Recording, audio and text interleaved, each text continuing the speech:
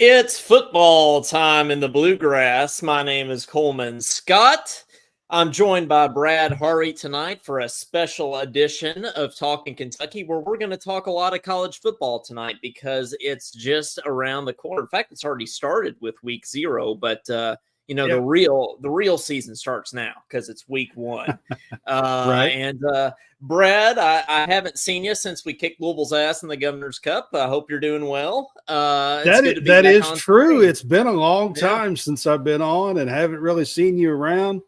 I mean, on shows and stuff. So it has been a while. And it was fun kicking Louisville's ass. At least that was fun. Oh, it's always fun. That happens on a regular basis. So it's getting less fun because, it's just they're a defenseless punching bag now. So, you can't really enjoy it. Brom's doing a little better with them, but we still pulled out the win on the road. So, that was fun. Hey, yeah, and we're going to do it again this year, and we'll get into that a little bit later. But Brad, how you doing? It's good to see you. It's college football's here. It was a long summer, I feel like. It was. It seems like it felt like a long summer to me as well. I mean, super excited. It's actually there's games going on right now. I've got a TV on going right over here. And I've got the Western Carolina NC State game going right now, and kind of watching it a little bit. So if you see me turn my head, that's what I'm doing. Okay, but I need to get a little setup going here. I need to get some split screen going so I can watch all these games. Too, man. I need to get some split screen stuff going too. But it's good to be with you, Coleman. I always enjoy doing these football shows with you. And maybe we can do a few more different things this year or whatever. We are on College SportsCast tonight. This is the first time we are kind of doing this together, both of us. So if you are on College SportsCast, you'll notice in the comments over there, it says College SportsCast. You can send stars and help support us. That is from College SportsCast. That's from my account. And that is the reason why that is showing up. You don't normally see that here at Talkin Kentucky, but since I am broadcasting this on College SportsCast, we are on Facebook and YouTube, College SportsCast tonight as well. So just wanted to throw that up there for you since I thought maybe your guest would be like, oh, what's that? So we're doing the dual stream. We got that going on, and this would be as good a time as ever to plug our post-game shows, Brad. So this year, just like last year, we're going to do post-game shows for every single Kentucky football game. So it's going to be the Talkin Kentucky College Sportscast post-game show. So you can expect after every single game. Might not be always right after the game. But sometimes we're an hour or two after the game just trying to get everything set and everything ready and everybody together. And that kind of stuff as well. But we will be doing, they're fun to do, especially after wins. Occasionally they're a little challenging when you get your butt beat, but I think you'll agree with that, right, Coleman? Oh, I'll definitely agree with that. Yeah, we had a couple tough ones last year, after Tennessee, Missouri, the Georgia game. It was like, it's like, what do you talk about? I mean, we just got I'm talking demolished. What was it, like 61 to something? I don't know, 13 or something like that. Yeah, something like that. Yeah, I don't know, something like that. Hopefully that won't happen again this year. Hopefully we'll have some more joyful post-game shows. So, so we'll see. But hey, if you don't know, of course, we're talking Kentucky. And my usual co-host he's taken the Matt Jones vacation days lately, it seems like. So Caden Holmes, my co-host, is in Hawaii right now. He'll be back on the show next week. I think we'll have to tell everybody, kind of reintroduce him and tell everybody who he is because people may have forgotten he's been gone so long. But, but Brad here has his own show, College SportsCast. So, if you haven't followed them, go check them out. Go follow them. And if you're watching on College SportsCast, you never heard of Talkin Kentucky, go follow Talkin Kentucky. Yeah, absolutely. we are really good friends, and we help support each other. We've been doing this basically from the beginning. We both are in our, I guess you're going to say this is the start of our third year for both of us. Coleman started Talkin Kentucky right after we lost to St. Peter's. So 2 or 3 months before I started College SportsCast.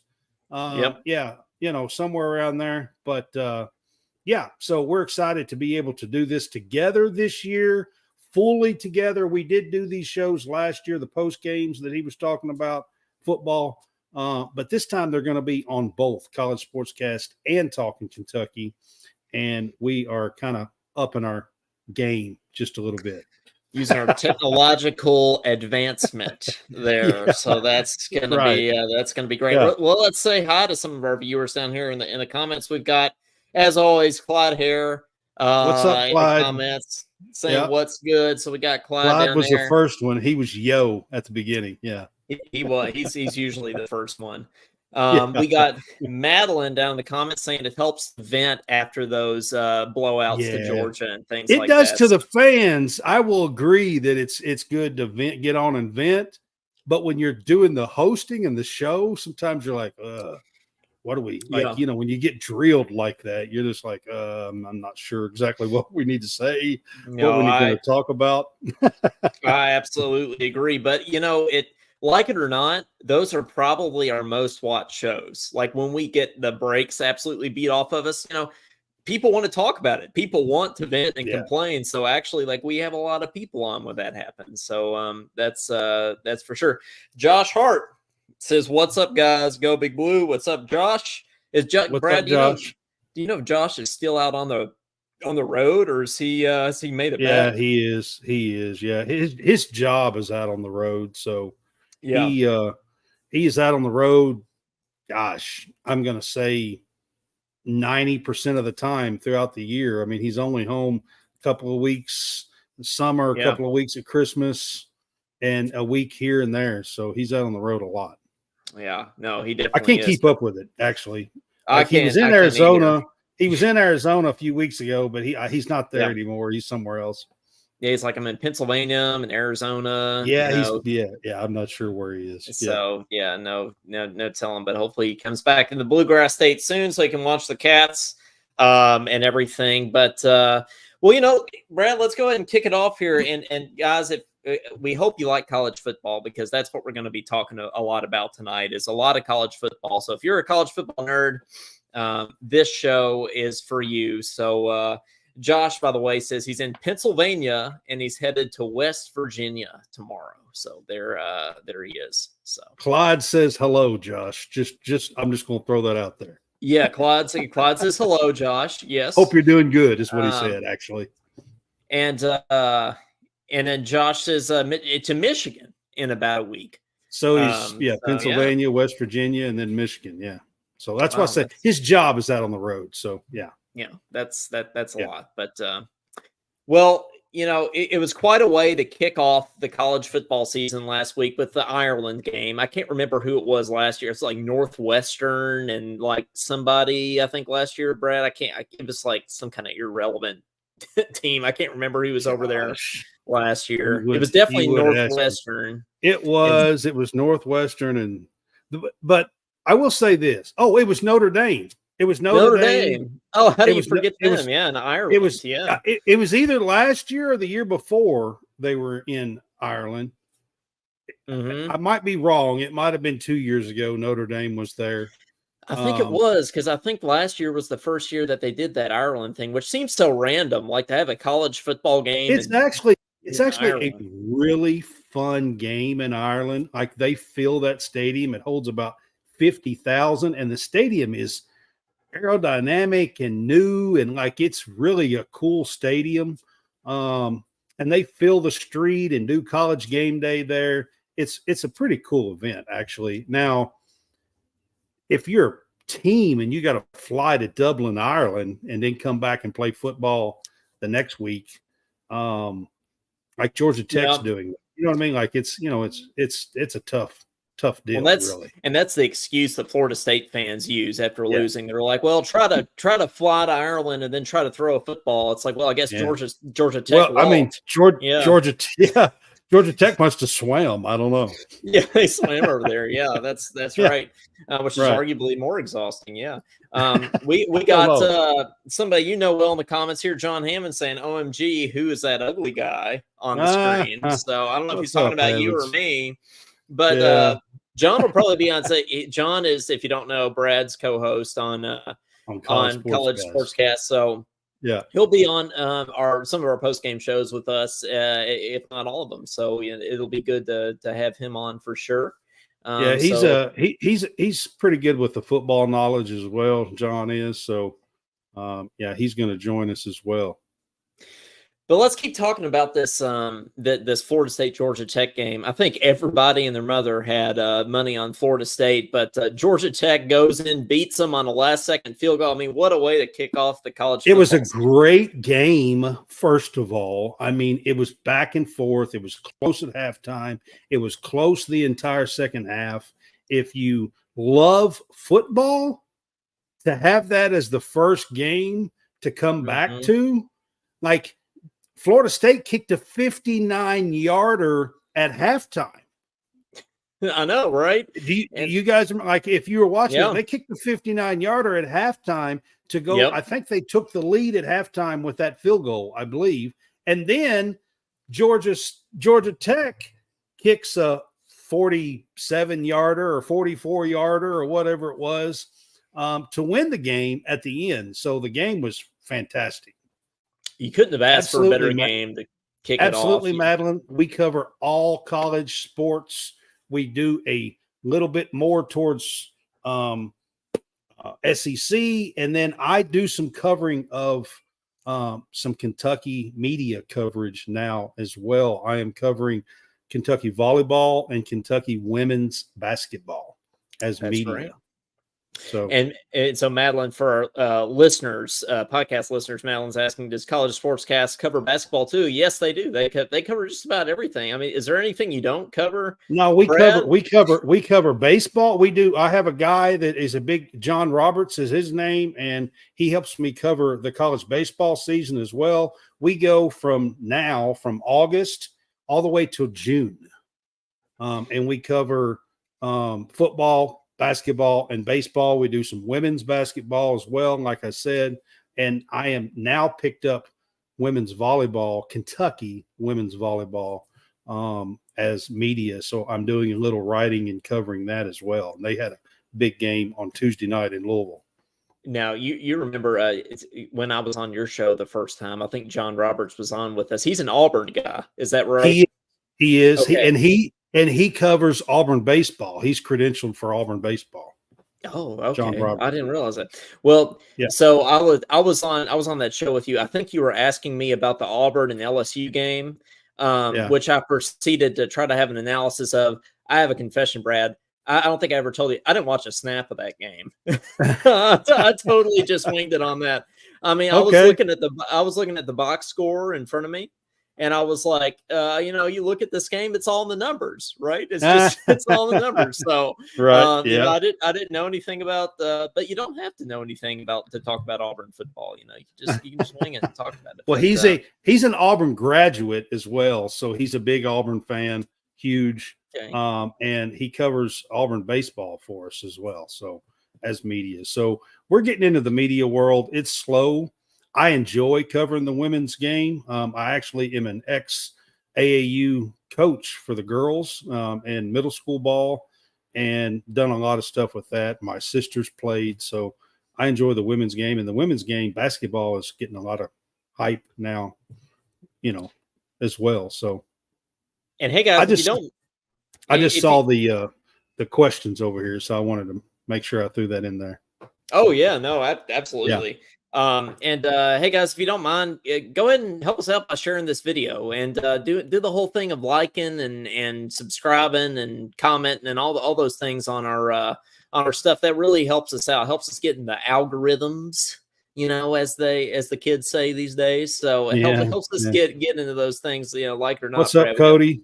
Figure that out. So Yeah, we got Cody Peevler down here in the comments. I got everybody in here now. So but Clyde says he's so happy that Florida State lost. Yeah, I mean, after all the complaining about them not getting into the college football playoff, then they proceed. I still am going to say to you, Coleman, an undefeated Power 4 team should have been in the playoff. So you're of the belief that they should have, but you think they should have been in the playoff last year. An undefeated Power 4, Power 5 last year team should have been in the playoff. Yes. I just now, who do you throw out and all this other stuff? That's hard to answer too. There was only 4 spots. I get it. But if I am Florida State or a Florida State fan, I'm pissed off, just to be honest. Yeah. Think about if you were a Kentucky fan and your team went undefeated. Now, it wouldn't happen in the SEC. I get that. But if Kentucky played in another conference and went undefeated and then got snubbed, we would do the same thing. We'd all be pretty pissed. Yeah, we would be pretty pissed. That's for sure. Yeah. But I mean, to be fair, that's not going to be a problem anymore because we got the 12-team playoff, which is great. And I'm so loving where the college football game is on that front. Now, there's some things with these West Coast teams and the ACC, and there's some things going on that I think is a little nonsense. But but as far as the 12-team playoff, I'm so excited for it. I can't wait. Matter of fact, I mean, even a team like Kentucky has a chance now. Could have a shot.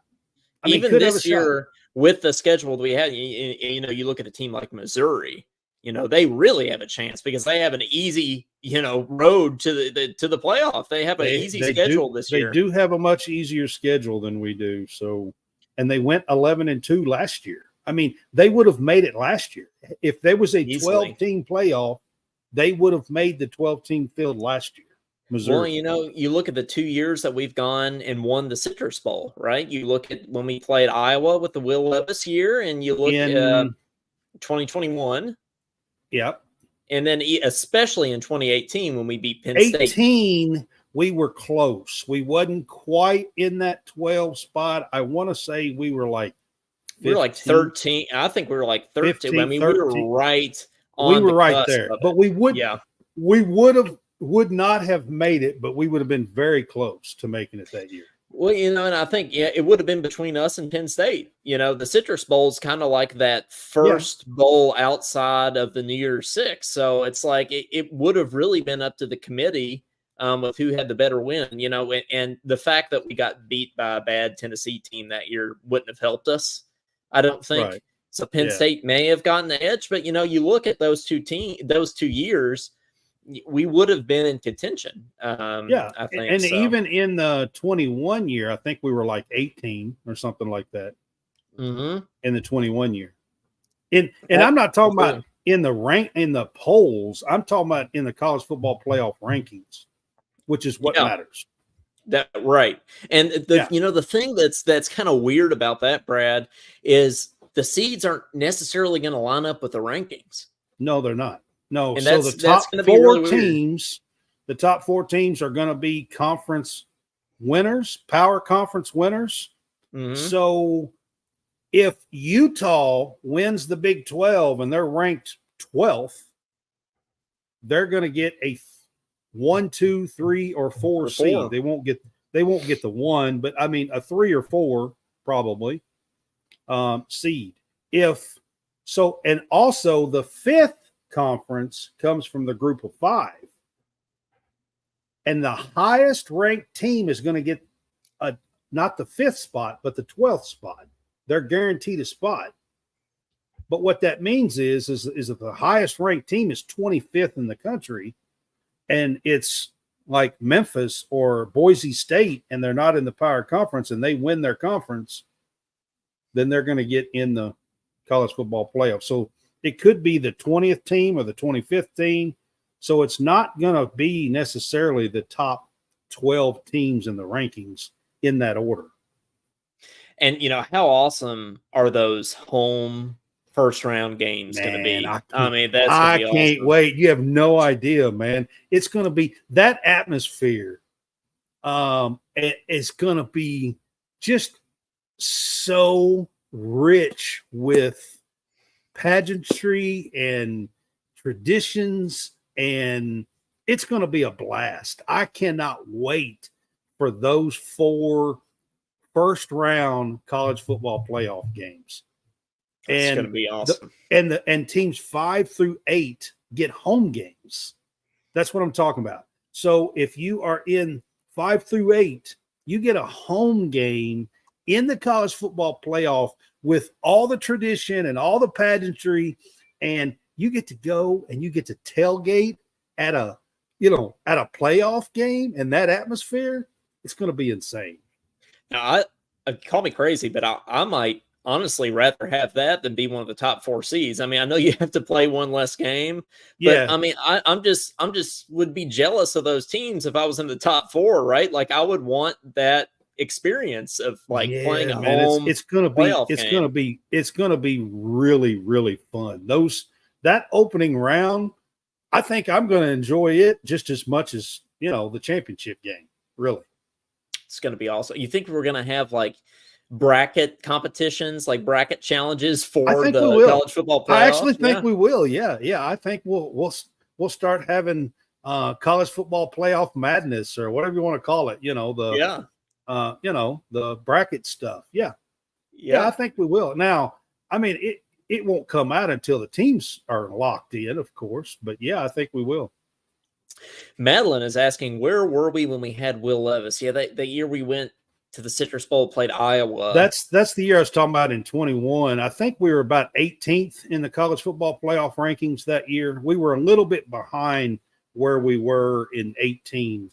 I think we were about 18th, Madeline, if I remember right. Now, I'm a little older. My memory's not quite as good as it used to be, but it's in that ballpark.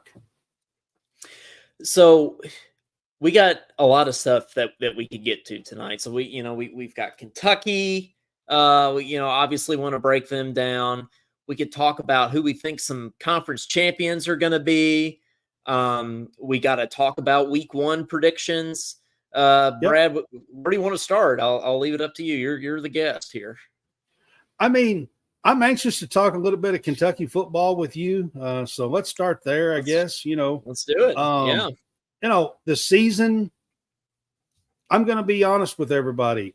I think this Kentucky team has more talent than even some of those teams that we have been talking about in 18 and 21.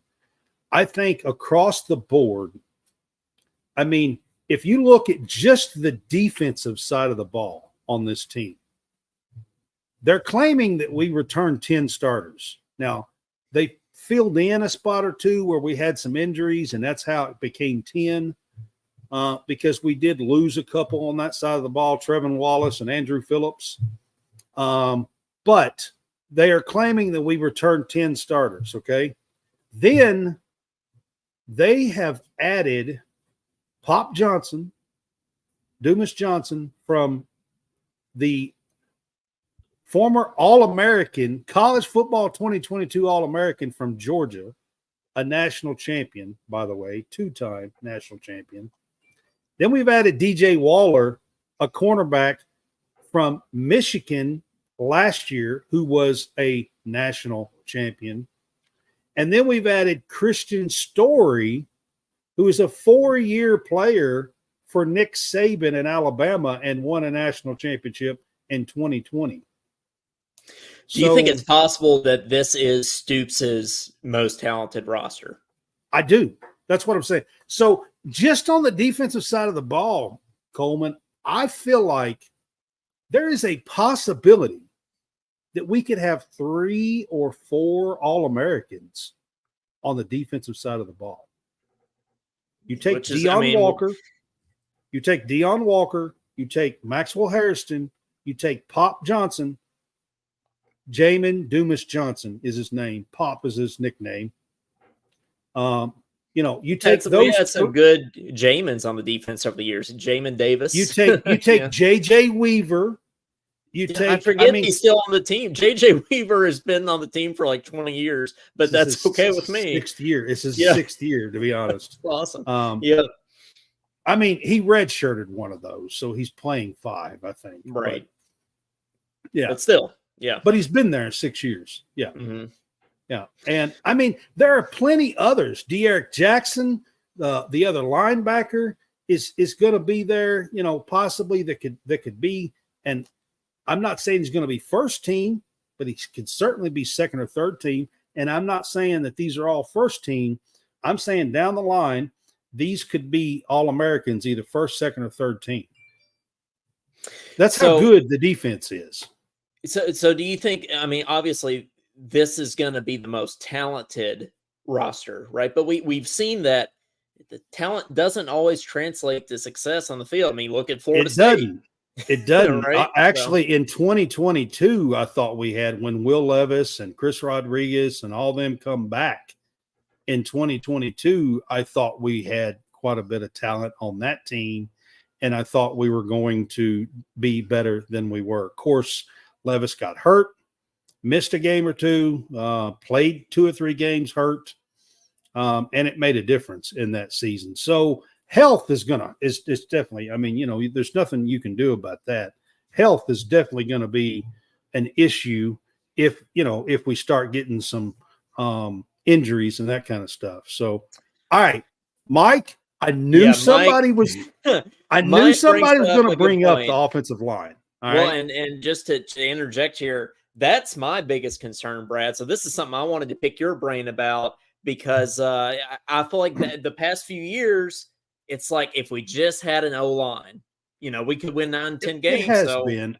I did not like the offensive line coach. I actually said last year that they should have fired him.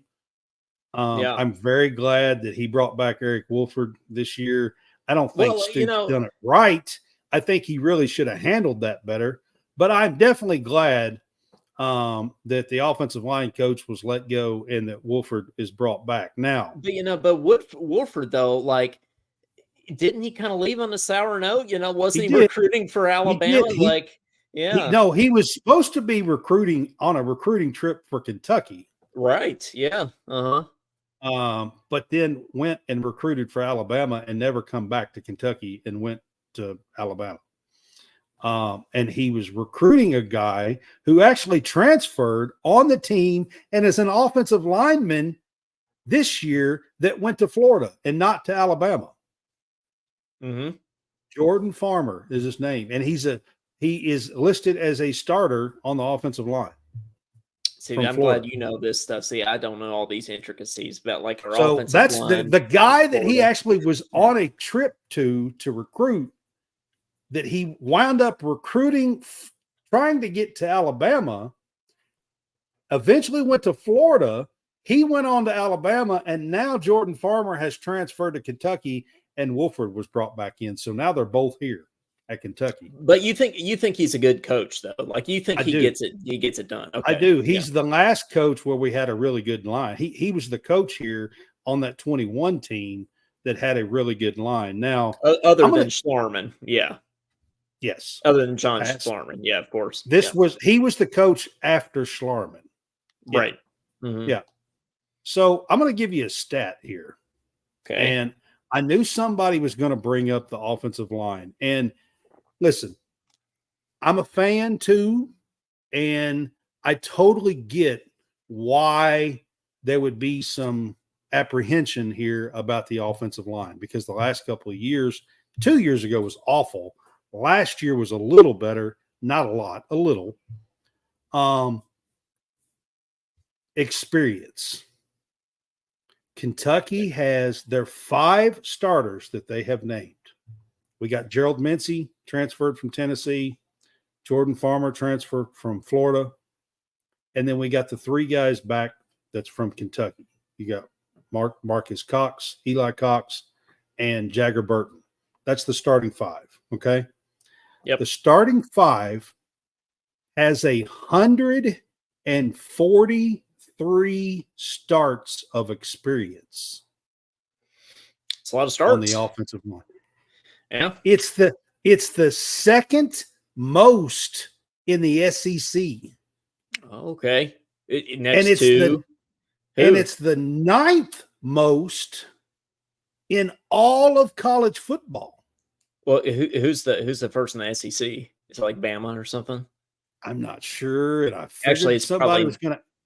it's probably not Bama, honestly, with all the transfers they had when Saban left. Yeah, I Yeah, doubt it's Bama. Georgia's got a very good offensive it line. It could be might be Georgia. Georgia. Yeah. It might be Georgia because their offensive line is really good. Now, so what you're saying is the experience is going to translate into a good O-line. The experience is there. And we're not talking about Mincy was at Tennessee, Farmer was at Florida. We're talking about SEC experience here. Like these aren't chum guys that are, from rinky dink, whatever, coming in a transfer portal. I mean, these are experienced SEC guys with 143 starts across the 5 guys at the offensive line in their careers. Like I said, it's second most in the SEC. And I saw these stats from a Kentucky thing, and it didn't list. I didn't see the whole list of who had the most. But I wanted to bring them here because I knew I was doing this show tonight, and I knew somebody would bring up the offensive line. So, right. So I wanted to throw it out. Calm your worries. So Brad is saying, calm your worries about the O-line. I think that the offensive line with Wolford back, I think, and the experience that we have now, I think you're going to see a very good offensive line. Can we take 2 injuries and be good? Probably not. Probably not. Yeah, the depth, is kind of a concern there. We have some young guys in behind them that are redshirt freshmen and stuff like that. And I'm going to be honest with you. On the depth chart, if we have to, go down, Dylan Ray, who was a starter last year, filled in when Kenneth Horsey went down on the offensive line, is one of them. He's a good one that would be a backup. But you look at the other backups, and you got some redshirt freshmen and some sophomores that really hadn't played much. So it's a little thin behind those 5.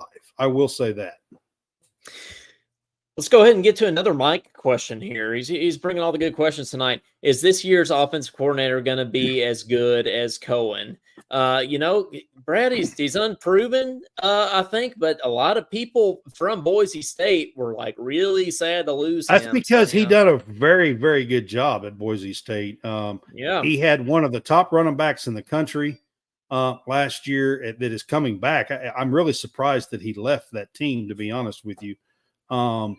Now, I'm going to give you guys another stat here talking about Bush. So Bush Hamden here at Boise State last year, this is how not only it was balanced, his offense was this balanced, but this is a high number as well. He had his offense at Boise State last year had 3,098 yards of passing offense for the season and 3,008 yards rushing on the ground. That's how balanced they were. And that's what we need as Kentucky football. We need, but it's 3,000. That's over 6,000. That's over 6,100 yards of offense. I'm going to tell you guys, Kentucky didn't get close to that last year. No, definitely. And you talk about the tempo too, right? So what do you think we're going to see with the pace of play? We were the slowest team in the country, maybe next to Iowa last year, but this is kind of a no-huddle operation. It looks like he's going to run here. And I'm hearing that he is going to actually, when we open Southern Miss, that he's going to script the first 15 plays, and a lot of them is going to be no huddle. That's what I'm hearing. So I'm hoping to see that. I'm hoping to see that early on in Southern Miss game here. But, the offense, you ask about Cohen. Cohen in 2021 with Will Levis and Chris Rodriguez was good, and Wan'Dale Robinson was good. The offense was good. Last year, I'm going to be honest with you, he stunk. Yep. I agree. Yeah. I agree. And so, and he's kind of just does 1 year everywhere, it feels like. And when you don't have Yeah. time to develop that consistency, I mean, that He might be absolutely part of it. stunk. The Yeah. offense was slow as snails, molasses running out of a jar.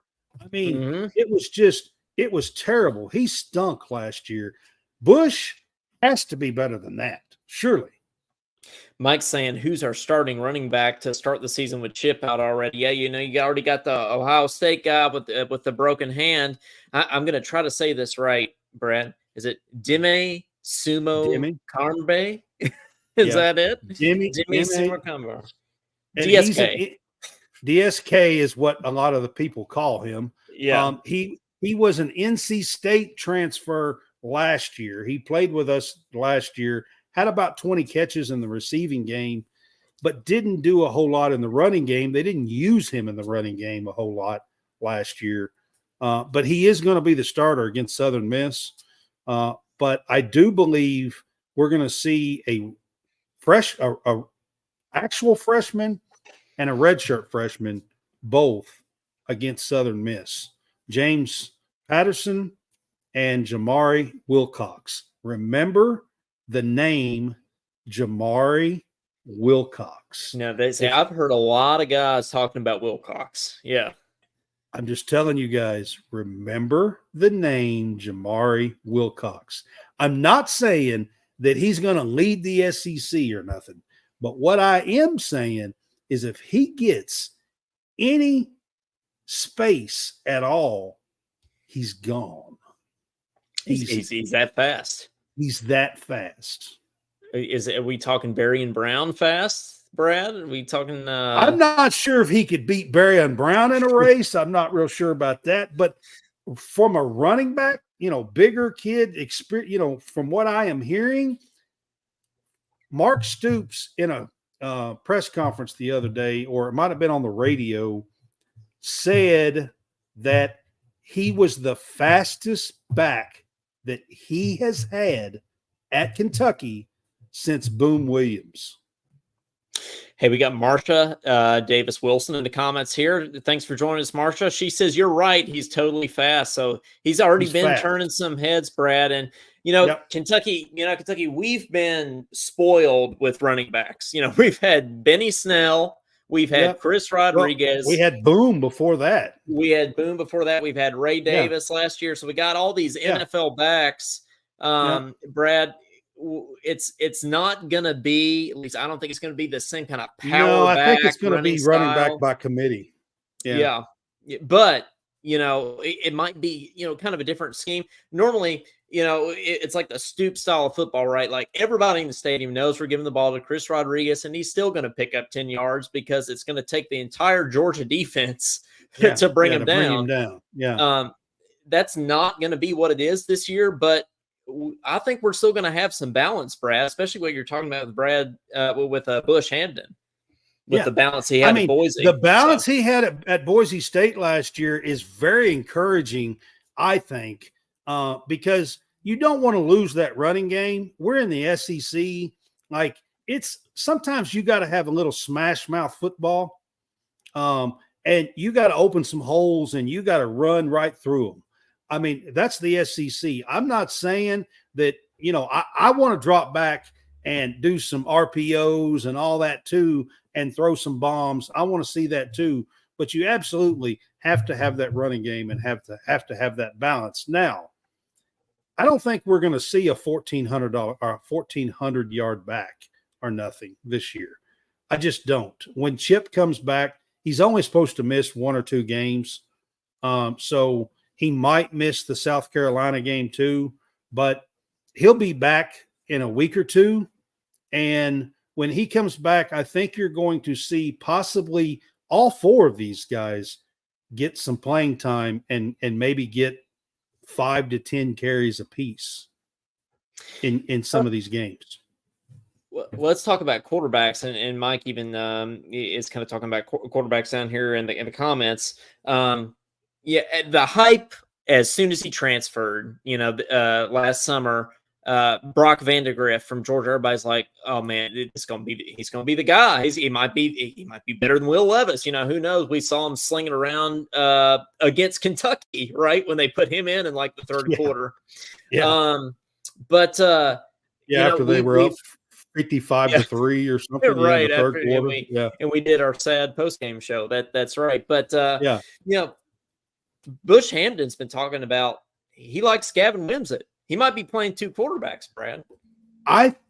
It would not surprise me if there isn't a package for Gavin Wimsatt, maybe as the Wildcat quarterback or something. It would not surprise me to see him have his own package, and Gavin get to play.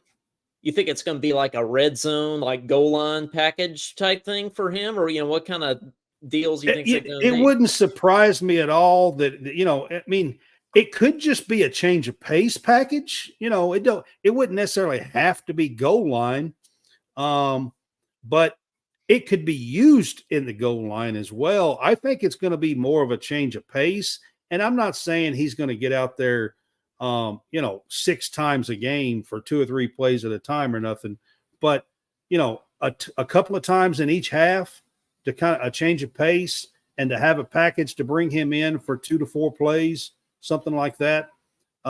It would not surprise me. He has been impressive in fall camp here, and it wouldn't surprise me at all if we don't see that. Now, Mike, you asked about the backup and would it be Bo Allen? I don't think it would be Bo Allen. I don't think it would be either. On the depth chart, it says or Cutter Boley. Could be Cutter Boley. The depth chart says Gavin Wimsatt is second or Cutter Boley. Now, I'm going to be honest with you guys. I don't think that they're going to burn Cutter Boley's red shirt. I don't see that happening. But he does get 4 games to play in. So, and a game like Southern Miss here, I mean, he's probably not going to play against Texas or Georgia unless we're just getting killed. Which we might need him. We get a Will Levis South Carolina situation. You might need to put him in. Yeah. Yeah. Mm-hmm. And he has 4 games, but I'm going to say that they are going to, in hopes, to hold back Cutter Boley's red shirt. That would be my guess. I mean, he would get up to 4 games to play this year. I just don't see them, unless there's injuries and they have to. I mean, that's another case. But if everything goes as planned, I would say the plan is to redshirt Cutter Boley. Okay, I'm going to give you an over-under here. Gavin Wimsatt, over-under 8 snaps in the Southern Miss game. In the Southern Miss game? Yeah. Oh, you're going to do a prop bet on me right here. Yeah, I am. This isn't even DraftKings. I just made it up. Yeah. All right. Well, 8 snaps, Southern Miss. I'm going to go over. Yeah, Mike's going over too. Yeah. I think I'm going to go over. I might too, honestly. Especially like, it's the first game. We're trying to get the offense rolling and everything. If we play like we should, I think they will want to get one of the backups a little bit of playing time here, I think. Sure. If we're up 3 scores in the fourth quarter, or if we're up 4 scores in the fourth quarter or whatever, I mean, I think they will want to get the backups, to be honest with you, if we're up, like Clyde says here, 45-7, I mean, I think this is a game that we might see Cutter Boley get a few snaps. Well, and that's another, that's another line that we can talk about, right? So the line, last time I checked, is set at 28.5. That's a lot of points, Brad. It was 28 this morning. Is it 28.5 now? Last time I checked, it was 23.5 like 4 days ago. Yeah, I'm pretty sure it's 28.5. But it just keeps going up. You think do you think they cover that? Mike says 52-7. I see. I don't feel comfortable with that. Tell me, Mike, when has a Coach Stoops Kentucky team killed somebody and put it down their throat and beat somebody 52-7. Hey, with Bush Hamden, with all these yards, 6,000 yards of offense. Where is it? Because I ain't seen it for 11 years. I ain't seen it. Okay, Josh says it's still 28. So not 28 and a half, still 28. So, that's 4 touchdowns. I'm going to tell you guys right now, I'm a diehard, okay? But let's be honest. Opening games, sometimes we haven't looked the greatest. Well, Matter of fact, if you guys want to get real technical here, the last time that we lost an opening game, it was Southern Miss. Yep. I was there. I'm just telling you. 2016, it was Stoops, and we had a 35-14 lead and never scored another damn point. I was playing trumpet in the band. I was there, Brad. I saw us lose. So, I mean, I'm not overlooking Southern Miss. I hope they aren't either. So, yeah. I hate to bust y'all's bubble, but I swear to y'all, I had to bring it up. Now, Mike says he's got something to prove this year with his best roster. I believe our defense scores a touchdown this week. That might absolutely be true. I think we're going to get a lot of. I think we have something to prove. Definitely. Well, I think, as far as the defense goes, I think they are going to take some to the house this year, Brad. I think that's going to happen. I think they will. Harrison did it last year twice in one game, the Vanderbilt game. That was fun. That's right. But it seems like Stoops has been, and really all the coaching staff have been pretty quiet. Brad, do you think that's a good sign for us? I think so. I know that you guys are talking about the score and talking about the defense here. You know what I'm excited to see? And I know this is going to sound strange, but I hope he gets one. I cannot wait to see Barry and Brown come out of the end zone on a kickoff. I just can't wait. Oh, it's going to happen. I cannot wait. He is so electric, man. I cannot wait to see him catch the ball, come out of the end zone on a kickoff. I can't wait. I'm going to be jumping up. I'm going to be on the floor. I can't wait for it, man. I can't wait. Yeah. No, it's definitely going to happen. But well, Brad, let's get into some record predictions. I've given my opinions on this show a lot about that. So I'll let you go first. I'll let you lead it off. I don't know if you've given one on your show yet, but what do you think the Cats finished this year? Well, we did a preview show, and I pretty much said what I think they're going to do at the end of the show. So, I'm in a toss between actually what Clyde just said there, between 8-4, 9-3. Here's my thing. I'm going to say a few things here when it comes to trying to predict this record. So there are some hurdles that Stoops has had over the last couple of years. You go through from 18 through 21, we were on an upward trend. We had 2 10-win seasons, won the Citrus Bowl twice, beat some good teams, Penn State, you know what I mean? We were on an upward trend. If you look at the last 2 years, we've lost to Vanderbilt at home 2 years ago. We've lost to Shane Beamer and South Carolina 2 straight years. Can't happen again. We cannot, under no circumstance, have that happen. Not only that, if you look at a couple of trends in the last couple of years, we have not been very good at home in the SEC. No, we haven't. And that's surprising. We have not been good at home in the SEC. I'm telling y'all, look it up. I don't know the exact record, but it's not good. I'm telling you, it's not good. Lost to Vandy at home. We lost to Vandy at home. We lost to South Carolina at home. And then, of course, Georgia beat us 2 years ago, and Tennessee's beat us, and you know what I mean? So we've not been good at home. I'm telling you. Now this year, Missouri. SEC, we play South Carolina, Georgia, Auburn, and Vandy. That's our home schedule. I'm going to tell you guys right now, no excuses. This team has to win their home games minus the Georgia game. I'll give you the Georgia game. Yeah. Because they're the number one team in the country. I'll give you that Georgia game minus that game. And that brings in an Auburn team in a second year under Freeze that's going to be better. They're going to be a good team. Yeah, you can't overlook them. Yeah. It's not going to be an easy game, guys. That Auburn game is not going to be an easy game. That brings them into play. You absolutely have to win that game. If you do that, and you can beat the South Carolinas and the Vandies, because those games are in there, then you got 2 games out of the first 8.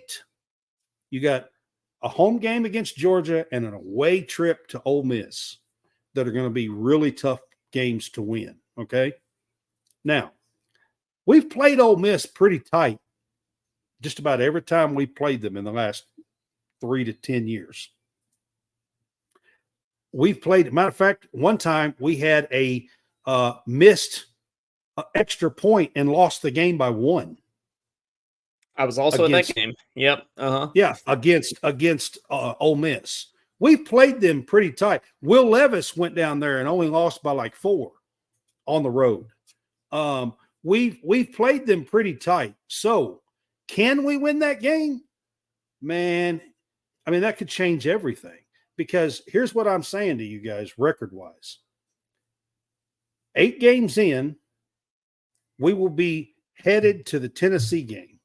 We'll have a off week, and then we'll go to the Tennessee, I think. Or is it Tennessee? Or is the off week it's after Vandy. Tennessee? It's our Vandy games coming off our bye week. Okay. Yeah. All right. So, but we will have 4 games left. We will be at Tennessee, home against I forgot Auburn. who are. I think it's Auburn. No, the weak point. It's a non-conference game that's not very strong. Oh, Murray State. Yeah. Then, home against Murray State. Then we play Texas on the road and Louisville at home. So we would have 4 games left. If this team can be 6-2 after those 8 games, then there is a chance to do something special and win the 2 games at home against Murray State and Louisville and knock off 1 of Tennessee or Texas. If you could do that and be 9-3, there's an outside shot that you could be in the mix of that 12. I'm not saying you're going to make it. 10-2, you're in. 10-2, you're in.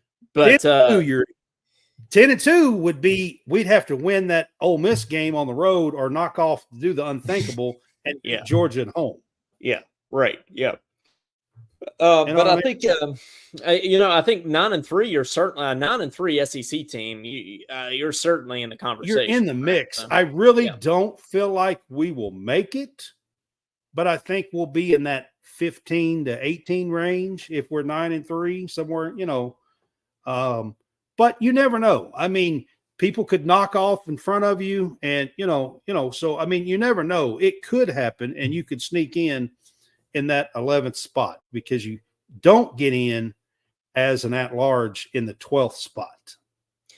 So what's your prediction? We going 8-4? We going 9-3? 8-4 is an absolute must. Stoops, Morrow, this talent. I'm telling you guys. You think that's like the floor? We got to go 8-4. 8-4 is, if you want the fan base to not be on your ass, 8-4 is the floor. Yeah. I'm just telling you. That means you absolutely have to win. 8-4 is the floor.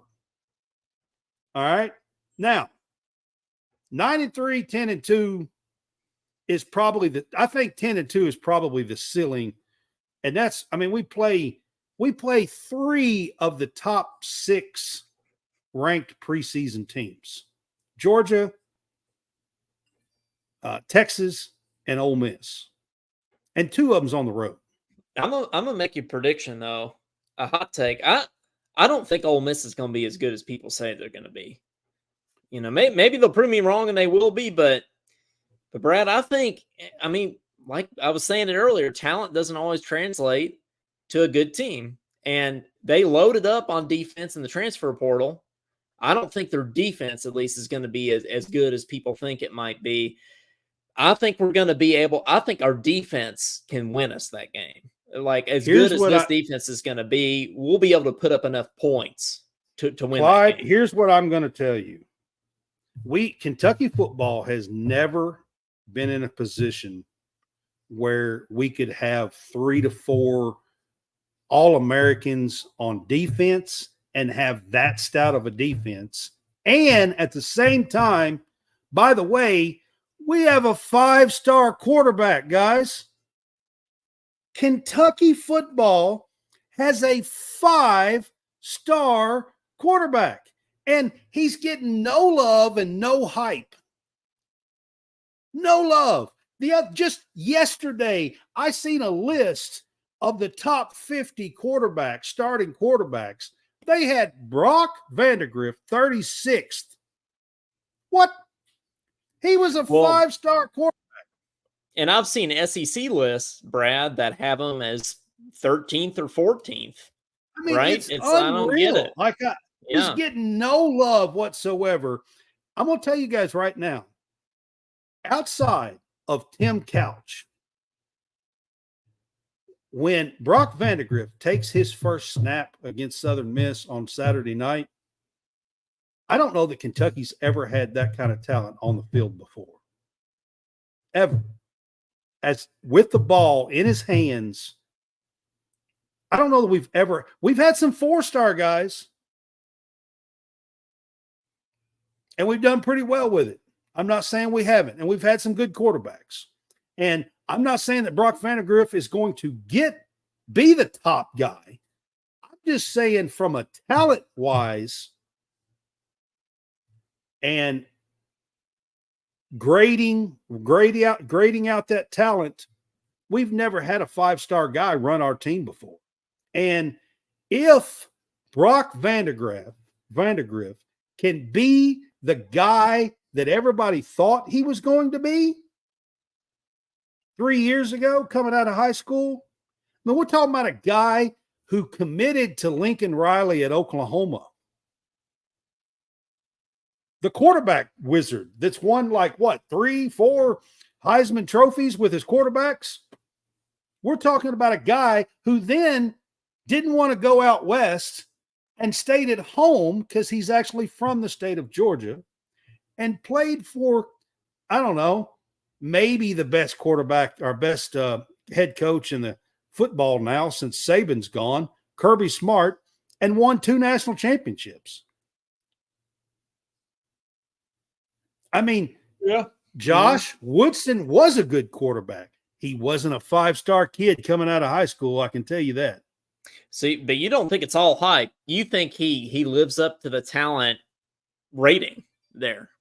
I'm just telling you, fans, and I know there's a lot of doubters, but I'm telling you, if he can play up to that hype and he plays like a 5-star quarterback, we're talking about 5-star quarterbacks are the ones that play at USC and Oklahoma and Alabama and LSU. And, so if he can play up to that standard, I'm telling y'all right now, with this defense, 10-2 is not absolutely out of the question.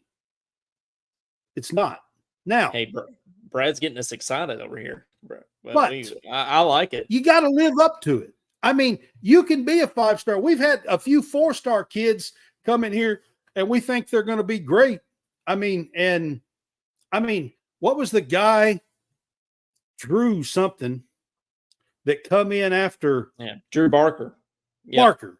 Barker, thank you. Drew Barker, that was a 4-star guy, top 200 or 300 kid we thought was going to be fantastic. And I'm not sure. I think he had 2 starts, got hurt, could never come back and do anything. Yep. I mean, Claude's in the comments saying Georgia's dynasty's over and everything else over here. So Claude's calling some hot shots, hot takes tonight for sure. But well, so Brad, I think I officially predicted 8-4 on this show. I think I'm gonna be honest with you, on my show, possible. I predicted 8-4. And my predictions is I'm trying to be as a couple of years ago, I was on the hype train, okay? And I was under the assumption that we were with Levis and Chris Rodriguez and all that we had coming back, that we were going to just take it to the next level. Well, I'm not doing that this year, but do I think this team has that potential? I actually do. I actually do. I think this team has that potential. And that's why I think this year is going to be different. It's because we're all tempering our expectations, including the coaching staff. Yeah. You know, is it not necessarily tempering expectations, but they're being quiet. Right. Right. They're not talking a big game or anything. Yeah. They're not trash talking. Remember, even Morrow a couple of years ago kind of was talking in the off season. Yeah. And they've been quiet. Yeah. Usually no noise or no news from the coaches is good news. In the Stoops era, it seems like so. Yeah. But so I think we're both kind of saying 8-4. Is that what we're saying? But I'm saying 8-4. Absolute. If this team, I'm gonna tell you right now, if we start out this season and not this Saturday, but next Saturday, we fall to South Carolina, I'm going to make a bold prediction here for you, Clyde. I'm going to make a bold prediction here for you. If we fall to South Carolina, this team is going to go south pretty fast. And I also do not think that the love for Kentucky football will stay in the Stoops Stadium, if you get what I'm saying. I think that deep down, I think Stoops wants to coach a team that's going to make a run. I really do. Now, I think he wants to build it, and he wants to do it here. But if we can't get there, and this is 12 years in, and we are still losing to stupid people like Shane Beamer and sunglasses, and I'm just going to say it, if we are still losing to people like that, I think he's going to have to take a step back and kind of relook at all this. And it would not surprise me. I'm not saying that he's getting fired, guys. That's not what I'm saying. But he might call it quits. Because I think it would take a lot for him to get fired. Oh, yeah. No, he's never good. All right. I'm not saying that. Yeah. I'm just saying I think the passion will diminish. Is that South Carolina game the biggest game of the Stoops era? Possibly. Most important game of the Stoops era? Maybe not biggest. A lot rests on that game because of where it is in the season. It is. I mean, there's no denying it. I mean, I've said a lot here tonight when it comes to that kind of stuff. So, I mean, Josh, I don't think he'll get fired if they go 6-6. I don't. I think it would take 4 and 8 just falling off the. I mean, I don't think it would happen. Now, do I think that he is going to lose a lot of his passion and desire? Do I think that Stoops really wants to have some and take some teams to the top? I do. I really do. And I think he believes he's bringing in enough talent here and has the coaches in place who have been – his defensive side has been there for years, the coaches. Now, the offense has changed year after year, and he can't seem to get that. But on the defense, they've been together for years. And you got Brad White returning. I mean, this trio, you had Vince Marrow, the quartet of coaches. Yeah, on the offensive side, you got Marrow that's been there the entire time. Yeah. Well, I mean, but Bush Hampton, with the addition of him, and this is kind of an all-star coaching staff that you got, and is he now Stoops the longest tenured coach in the SEC? Now that he is, he's actually not only the longest tenured coach in the SEC, guys. Do you know that he is number 19 on the list of the longest tenured SEC coaches ever? At Kentucky too. I mean, let's not forget that. Yeah. Well, only time will tell, and it all starts this Saturday. And that South Carolina game is going to be a good one. And John Hammonds, as he said in the comments, is going to be there in attendance for that one. So that's going to be. He is going, and it is going to be a very important game for this year. Before the last 2 years, we had won like 6 out of 7 or something against South Carolina, but you got to get that monkey off your back. You cannot go 3 years in a row and lose to this. I mean, South Carolina last year was a 5-7, 4-18, and they beat us. Yeah, come on, now. Can't happen. No, for sure. Yeah. Madeline Hodges said, "Are we going to reconvene after the Saturday game?" Yes, and we'll go ahead and do another little plug for our post game show here, Brad.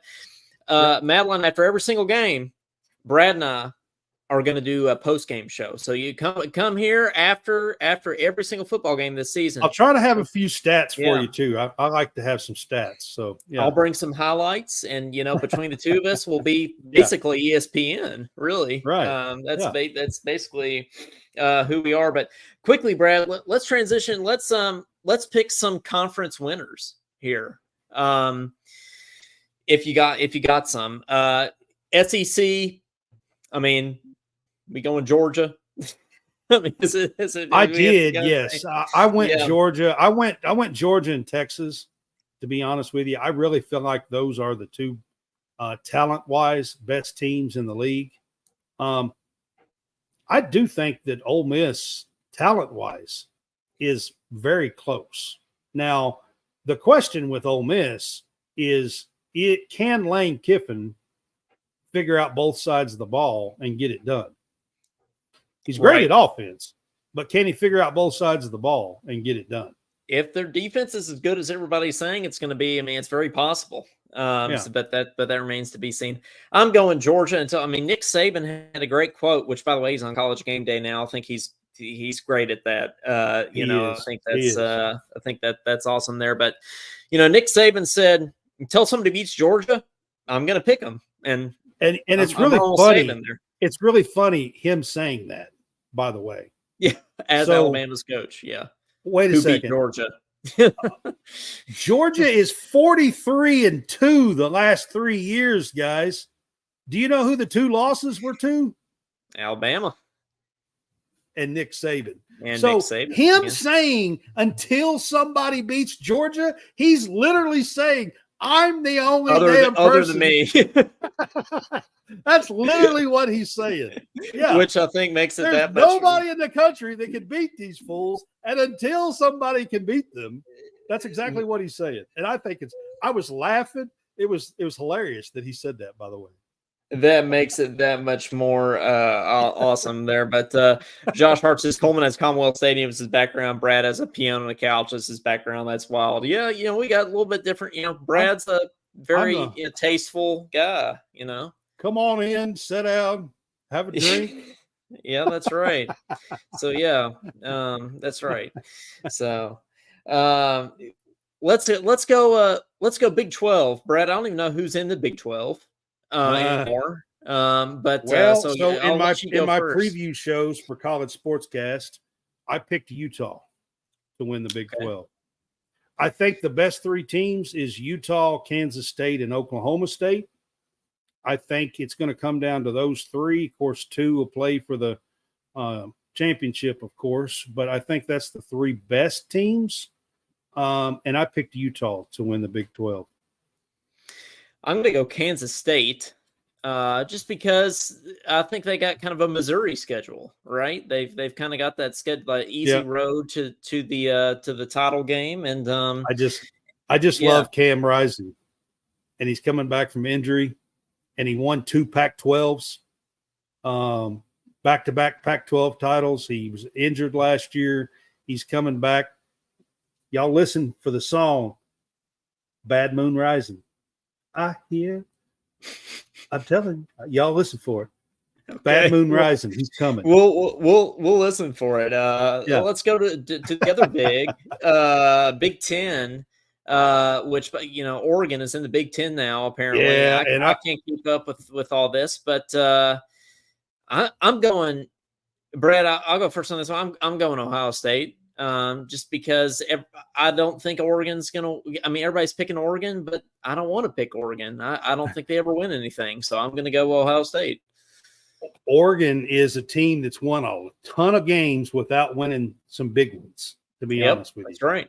Mm-hmm. But I really like what Dan Lanning is doing here at Georgia.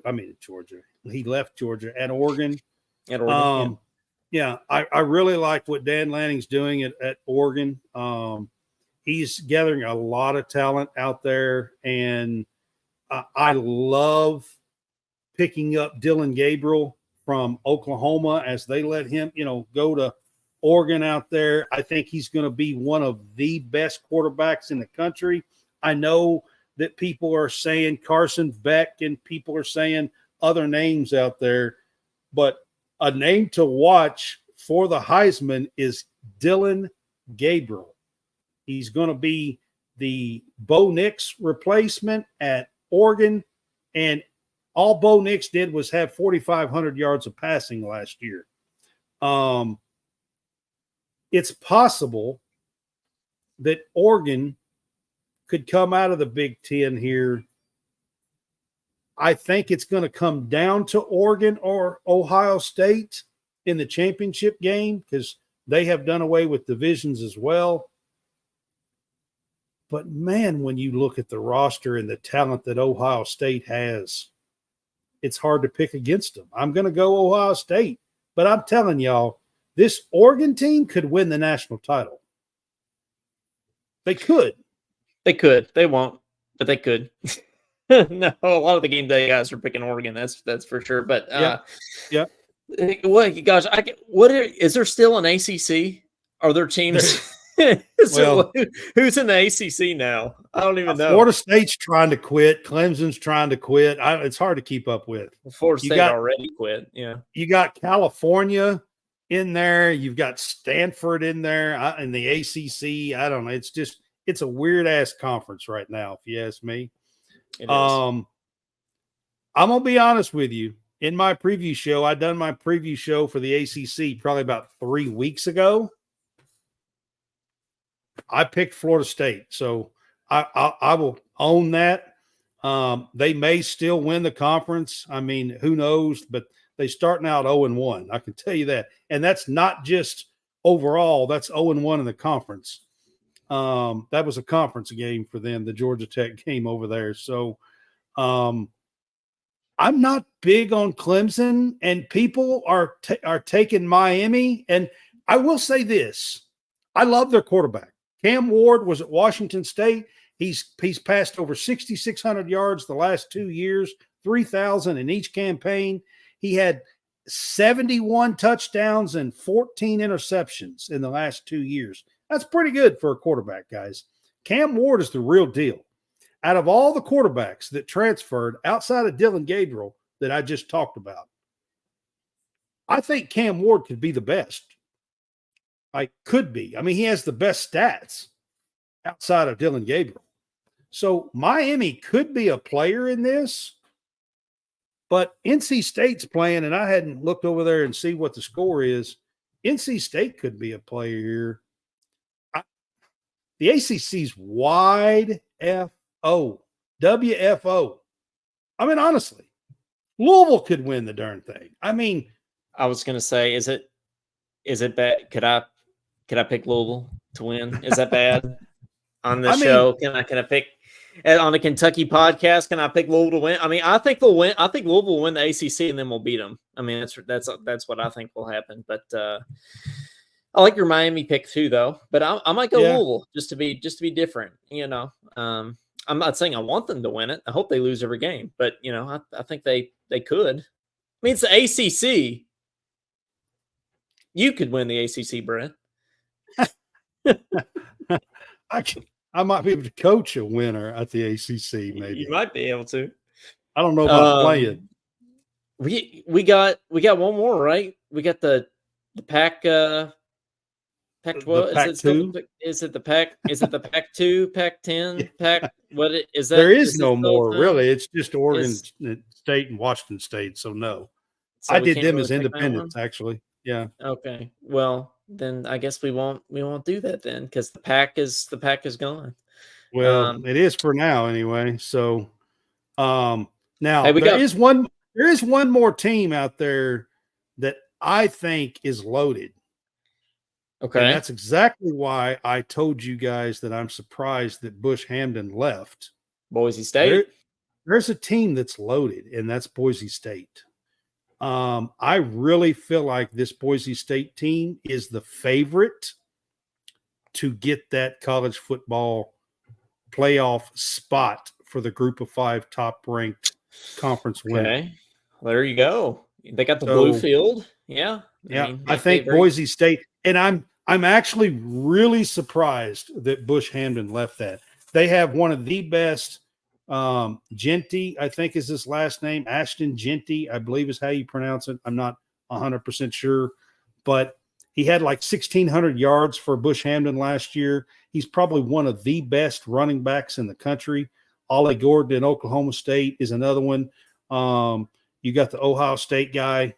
There's a couple of them, but I'm going to tell you right now, he's one of the best backs in the country. Watch out for Boise State. Now, I will say this. They play a tough schedule. So they start out the season, second game of the year against Oregon. So we'll find out pretty quick. We have breaking news from John Hammonds.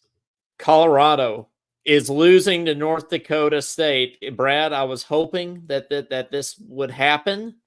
He says NDSU is giving them the business. I don't know what the score is. I'm just going off of John's news there. It looks like it is 20-14. We're at the 2-minute warning of the first half. In the first half. Yeah, it's the Buffs versus the Bison. Brad, do you think North Dakota State can pull it out in Boulder? I have been saying all off season that I think North Dakota State could beat Colorado at home in this game. Now, I will say the last few days leading up to this, I kind of been wavering off of that a little bit. But North Dakota State is a real good team. People don't know them because they're FCS. But they're the second-ranked team in the FCS, and them and South Dakota State are the favorites to win the national championship every year. The FCS every year. Just about. Pretty much. Yep. They've won. They win national championships all the time, and they are one of the favorites. There's only 2 teams that's a real favorite, and they're one of them. I mean, they are a really good team. Clyde says it best here. North Dakota State is the Alabama Division II college football. I mean, that's actually true. Yeah. I mean, Montana State, South Dakota State, and North Dakota State are probably the 4 best teams year after year in that division. Speaking of Montana State, that was another good game the other day. I watched every snap of that one. We had New Mexico State and actually I think it was New Mexico. Not New Mexico State. Yeah, it was. It was New Mexico and Montana State. And Montana State beat them. Come back and beat them. Yeah, they didn't. I know they were down 17. And Montana State is another one. They're either ranked 3rd or 4th in the FCS. And they just came back and won. Yeah. So Yeah, these teams are no slouches that are at the top of the FCS. They're really good, well coached teams. So do I think I've been telling Coleman's asked me this morning, Josh has asked me this morning.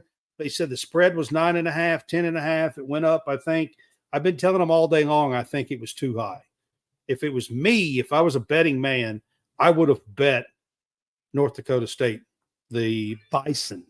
I think they're the Bison, right? They're the Bison. Yeah, Bison versus the Buffaloes. Bison. So yeah. The Bison versus the Buffaloes. That's a pretty That's cool great. game, actually. That actually is. It actually is pretty cool. I would have advertised it. That's actually a really cool, Buffalo and Bison going. That's pretty cool, actually. No, I actually like that too. But yeah. Hey, let's do a couple week one predictions here, Brad, as we kind of round out. Might take a couple calls too before we get out of here, but let's go. First of all, well, I mean, we won't do any tonight because they've all started already. But let's see. Let's start with Clemson and Georgia. I don't really think we're gonna have to disagree on this one very much. I think we're both gonna probably pick Georgia, but you have any strong feelings about this one, Brad? It's our first ranked matchup. It is, and I think it might even be the first game that starts on Saturday, the Clemson and Georgia game, and it's going to be a really good, top matchup. I think Georgia is favored by 13.5 in this game, according to Vegas, as of this afternoon. That's what it was. I'm not high on Clemson. I'm just not. Dabo's not taking any transfers ever. Yeah. I think they're losing some transfers, but he doesn't take any transfers. What that accumulates to me is depth-wise, you are losing. They still have great guys. I'm not saying they don't. He recruits at high levels, but depth-wise, you take a little hit when you do that and don't fill spots. Yeah. So you do that year after year after year, and I think you're seeing why Clemson is kind of falling down the ladder a little bit. I think this game will be closer than most think because it's the first game of the year. And you really don't have any footage to watch of teams and things like that. It's a tough matchup, first game of the year. I'm going to say that the score is 31-20 Georgia. Oh, you're going to score prediction even. So you're going Georgia. Okay. I am 31-20 Georgia. Yeah, it's Georgia. They're a 12-point favorite on DraftKings. I'm going to say they cover because as Caden Holmes says, Georgia is Georgia. That's his famous quote on this show. But so I'll agree with you there. Moving on, we've got Penn State versus the Fighting Neil Browns of West Virginia. Penn State's only an 8-point favorite. Brad, do you think West Virginia can pull out an upset here week one?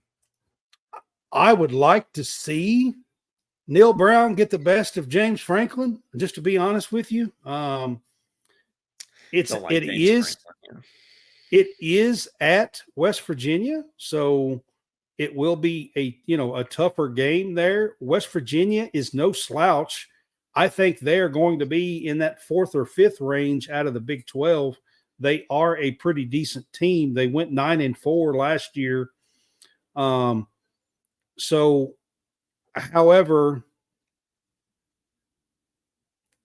I think I'm going to take Penn State in the 8 points in this one. Yeah, I'm gonna take Penn State too.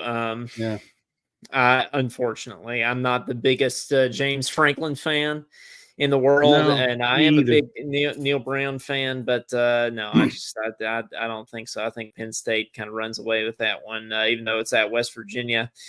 Next one, Brad, and this is my lock of the week. I'm not, if I do a lock of the week, which I wasn't planning on doing that, but this is my lock of the week here.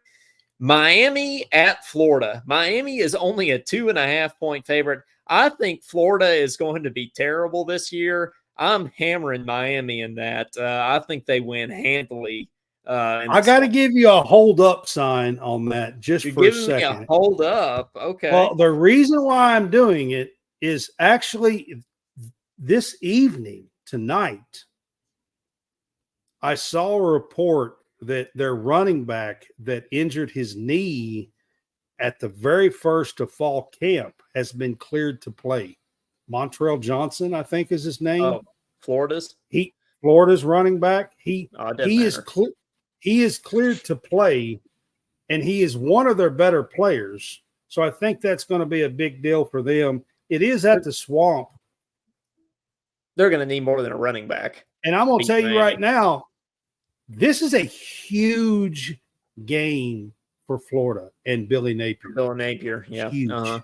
Huge. Mm-hmm.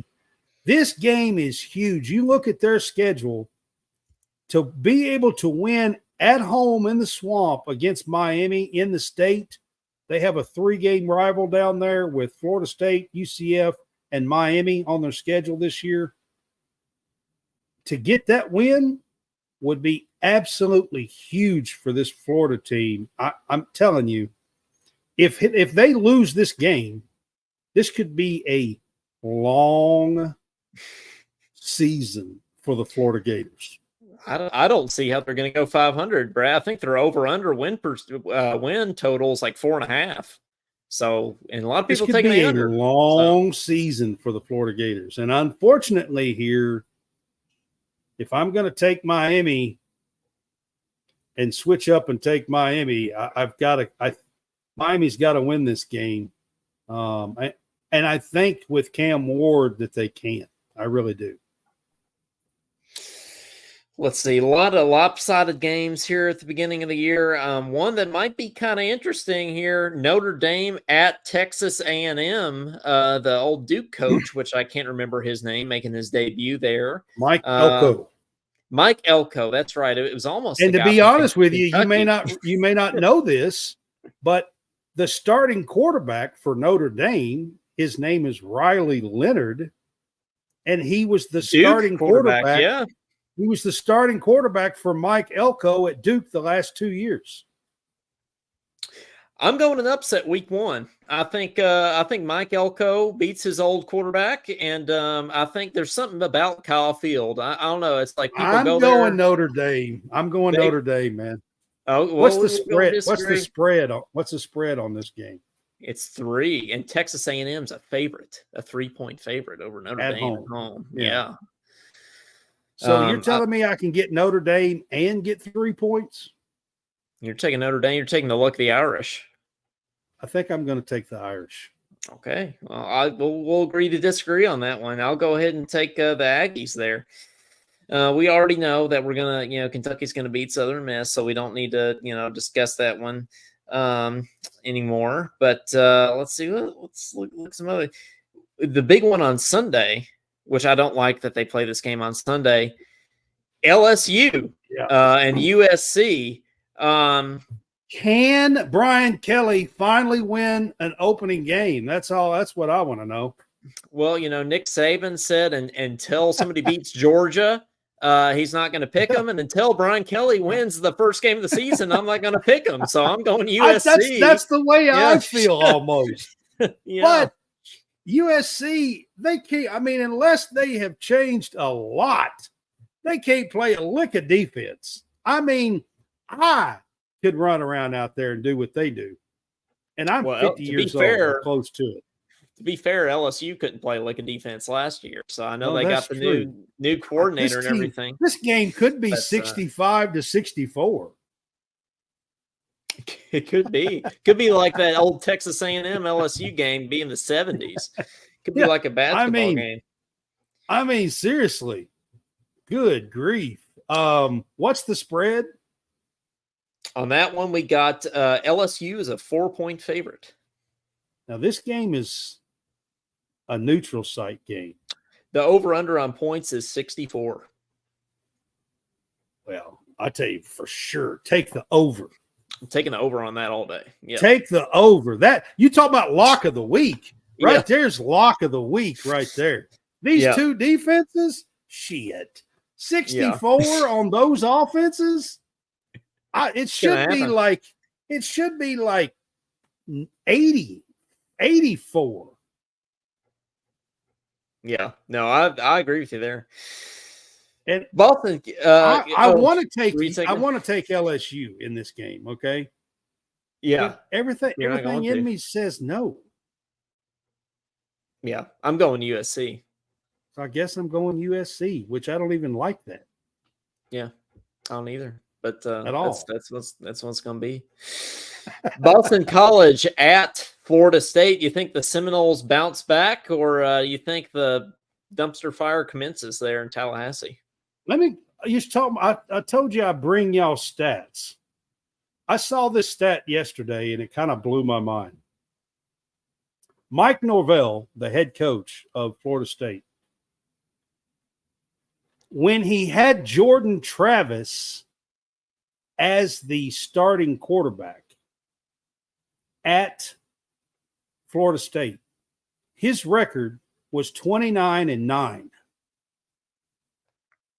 with Jordan Travis as the starting quarterback.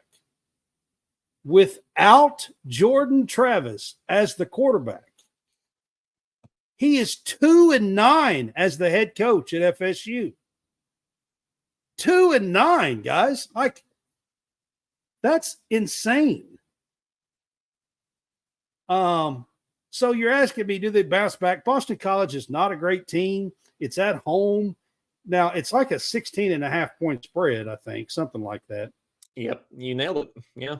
Yeah, I think that's what it is. So I still say, give me Florida State. They should win this game by 3 touchdowns at home. I say, give me Florida State.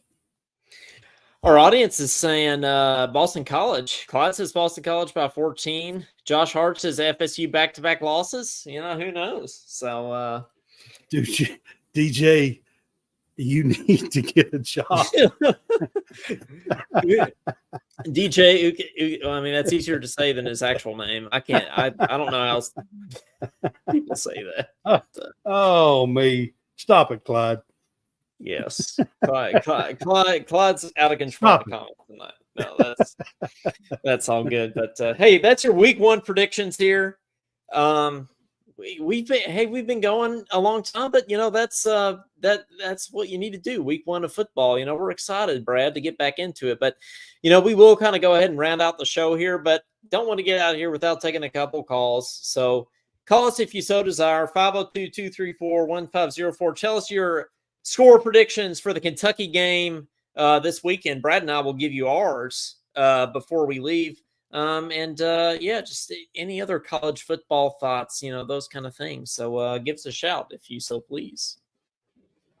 I'm going to leave you. I want to talk to you while I have you on. Oh, you getting a call already? All right.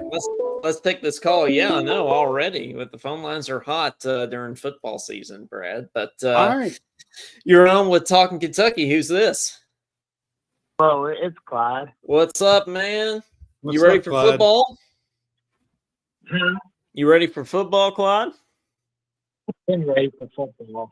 I've been ready. I mean, I'm also ready for NFL because of my Bengals, but I just been ready for football. You know, even though we had Georgia Tech versus Florida State last week, which was a great game. Like, I mean, Georgia Tech just, you know, don't let the score dictate of how bad Georgia Tech really out-physical Florida State. I mean, they just absolutely out-physical them in possibly every single way. And yeah, Georgia Tech's quarterback, he's actually a really good quarterback. I remember him at Texas A&M at King, and I think he's way better than Florida State's quarterback. I mean, he's King, he is.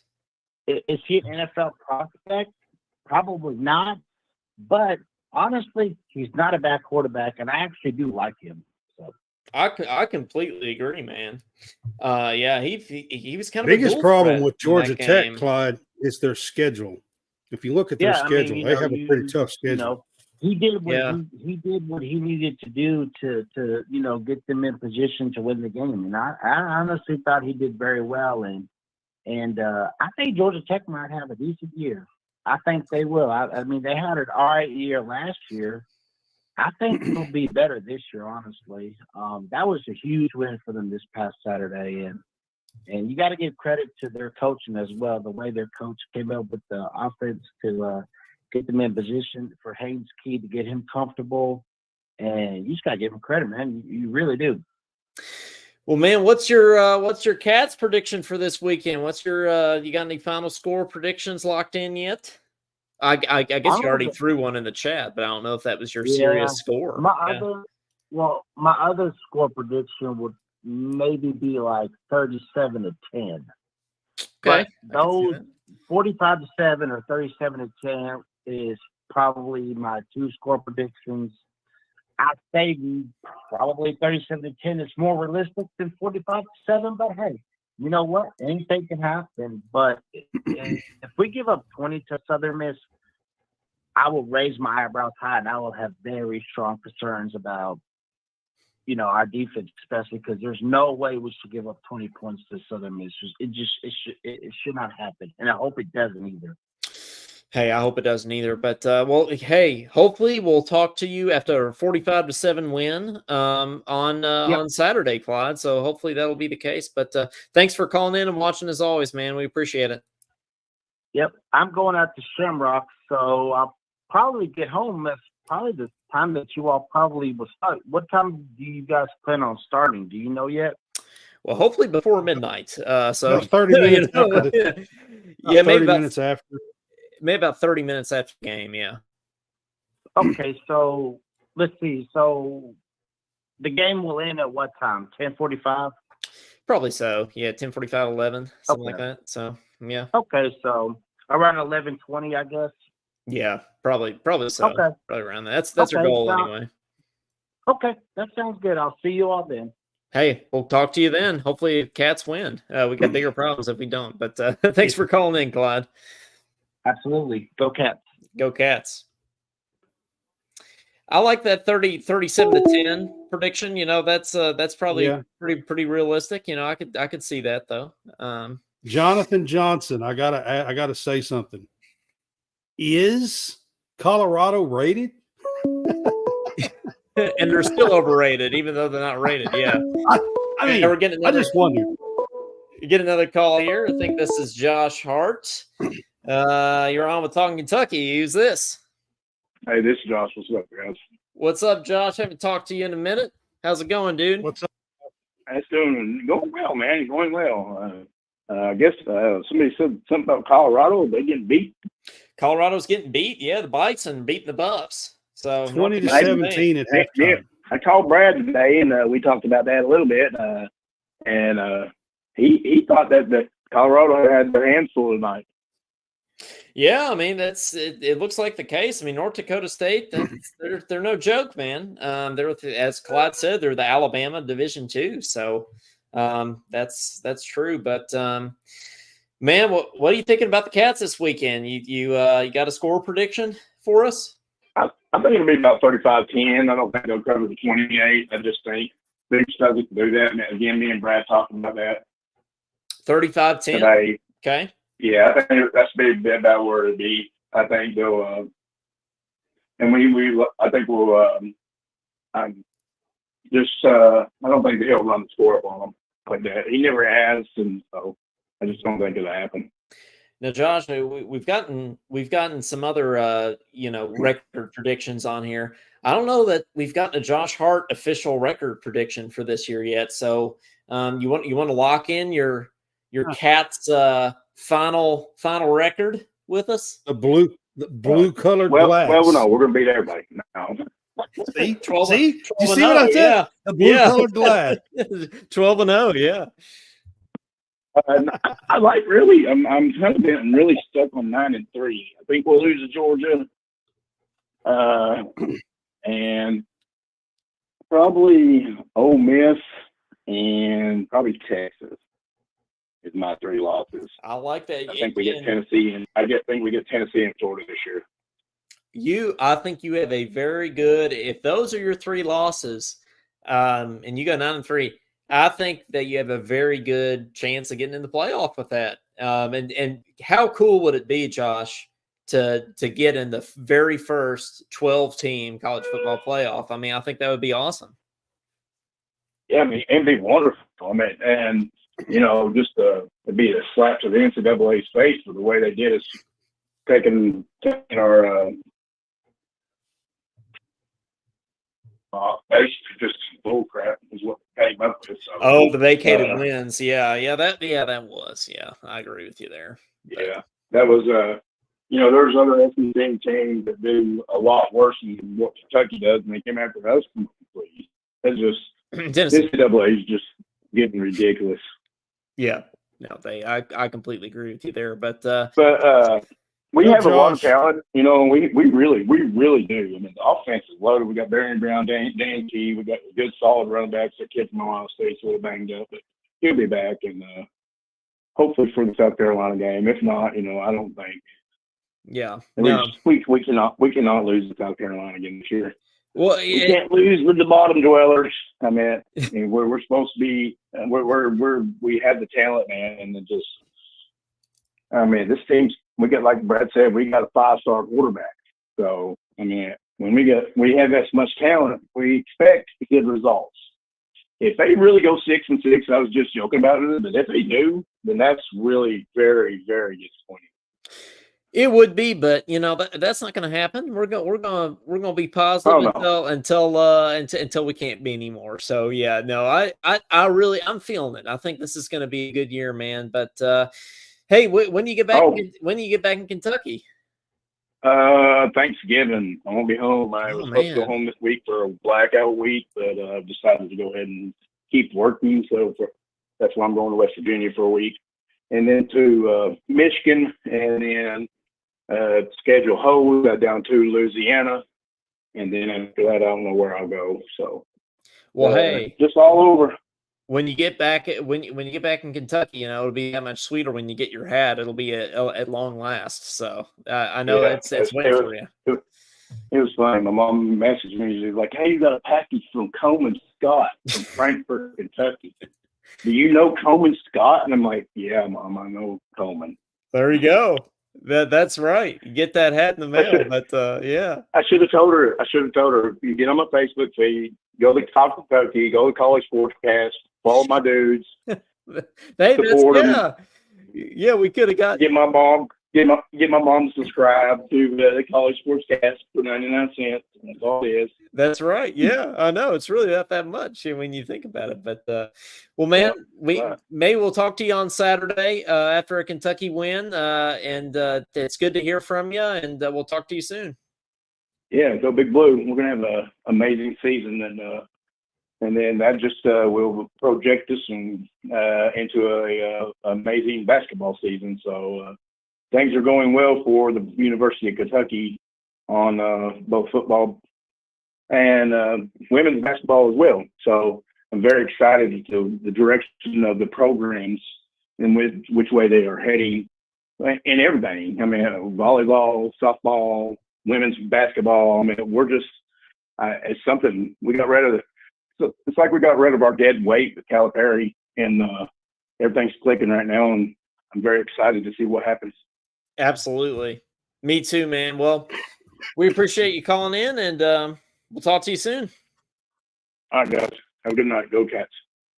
Go Cats. All right. So Josh and he made a bet earlier today. He was talking about this Central Michigan and Connecticut game, a Central Connecticut or something. And he made a bet because it was such a high spread. Central Michigan has 66 points in the third quarter. They're up 66-10, Josh, if you're still on with us. Yeah. Man. Oh yeah, okay. John's saying he'll be on the podcast. this weekend. So yeah, John will be on the post-game show with us. So for the Southern Miss post-game show. So that's right. So yes, absolutely. But hey, to kind of wrap up here, speaking of earlier today, Brad, I think you said you had a little bit of Mark Pope practice scoop. Do you want to end this football show with a little bit of basketball? I do have a little Mark Pope practice scoop here that I thought was pretty interesting. So there is a few little tidbits here that I wanted to mention with you guys. Yeah, I saw Jeremy's playing the piano. Play me a song, you're the piano man. Okay, sorry. I could do that, but I can't play the piano. And Jeremy's a singer, so he'll appreciate that. But anyways, all right. So Mark Pope. Oh shoot, we're getting another call. You getting another call? This might be a John Hammond's call. We'll see. It could be a Jeremy. Want me to play a song? Be. You're on with Talkin Kentucky. Who's this? This is John. What's going on? What's up, John? Looking forward to having you on this weekend, man. But get away from this guy. Glad you're making an appearance tonight. I know, right? Yeah. Follows me everywhere. Who's that ugly jug you got sitting next to you, man? He follows me everywhere, man. Guys. Yeah. Oh, I know, man. Man, you better. Man. I know you're going to this South Carolina game, John. Man, you better pull us through in that one, because that's gonna. Yeah. It really is gonna make or break the season. So I kind of wanted to get like on a serious note here. Yeah, man. I've been watching Colorado. Yeah. And I know that everybody's kind of been, all summer. Me and Brad have been talking about it. They've been hyping up Dion and whatnot, and I understand it's the first game, and there's going to be mistakes, things happen early in the first game of the season, but when you don't improve from a year ago to now, and it looks like the same exact thing, that looks like that's a problem. That is a problem, and who knows how much longer Dion will be at Colorado. I've seen some chatter, John. I know you won't like this about Dion to the Cowboys. That's got to be, that can never happen, right? I mean, you got to stop it. That ain't happening. No, I agree. Jerry Jones is not going to let that happen. I can tell you right now. Yeah, no, I agree with you, man. Some of these teams, you see them from a year ago and you look at them now, and it like even tonight, NC State is struggling with Western Carolina. Like, I know it's the early on, but you should be prepared and be ready to go. Western Carolina actually has a very good offense. Like I said, there's going to be mistakes. There's going to be things happening. You're going to kind of try to get. They do. I'm not saying that they don't. I'm not saying that. Yeah. But at the same time, I just think that, some of these. That's Mom in the background, by the way. She's the dog. Oh, good. But I just think, sometimes that we get too enthused with how some teams play and how some teams don't, and I feel like with Dion, he's going to have to at least have a good season. Like, he's going to at least have to win 5 games this year, because I don't think going into next year he's going to be able to keep continuing to do this and expect to get better. No, I agree with you, man. I couldn't agree more there. At some point, the hype runs out for sure, but it does. Man, before we let you go, you got a score prediction for the Cats this week? Oh, Kentucky. 38-7. I just think Southern Miss is not that good. I don't think they're not. They've had 2 back-to-back 3-9 years. They're on the cusp of firing their coach going into the year. There's been a lot of talk of him being let go at the end of the year down there. So I expect them to come out and play hard, but I think if we've heard what we've heard about this offense Kentucky's got, I think, we're going to be pretty good. And the basketball team, me and Brad had a little combo with it last night, that the basketball team's going to be better than most people think. I think he's getting ready to talk about that on here. Yeah. They're going to have some experience. They're going to have some guys. Now, am I going to say they're going to be in the top 3? Probably not.